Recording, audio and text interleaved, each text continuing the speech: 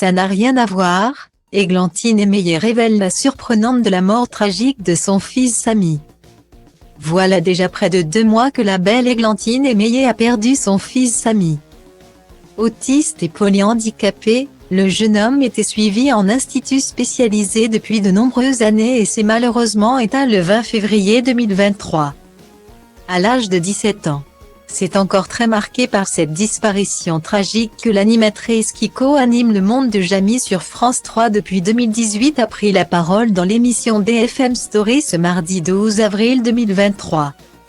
Invitée pour réagir à la disparition récente du petit Marciano, un enfant de 7 ans atteint d'autisme.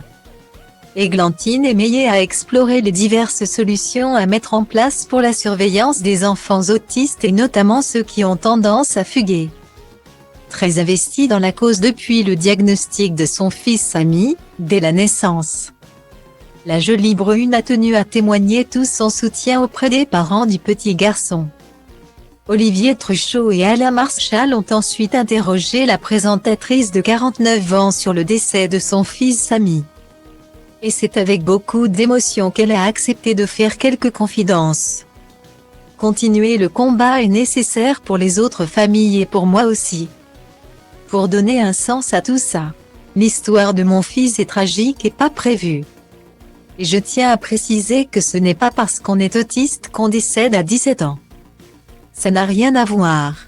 Samy a fait un trouble très particulier, un accident vasculaire dans la moelle épinière. Ce n'est pas du tout lié à l'autisme, a-t-elle tenu à préciser dans un premier temps. Si la douleur est encore beaucoup trop vive pour parler pleinement d'un soulagement. Églantine Émeillé est bien consciente que la vie de son fils n'était pas tenable. Mais lorsqu'Alain Marchal lui parle d'une éventuelle délivrance, la journaliste a bien du mal à acquiescer. J'ai dit à mon fils aîné, qui était très angoissé à l'idée d'être responsable de son frère un jour, de s'autoriser ses sentiments ambivalents. Moi en tant que maman c'est plus difficile parce que c'est mon bébé et que je le connaissais suffisamment bien pour savoir les moments de bonheur qu'il pouvait avoir. Je me suis quand même autorisée à poser la question aux médecins et à leur demander si en vieillissant Samy allait continuer à se dégrader et on me l'a confirmé.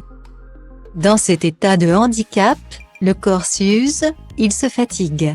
Donc oui, une part de moi s'accroche à cette idée que peut-être, il ne souffrira plus jamais, a-t-elle conclu la voix tremblante et les yeux humides.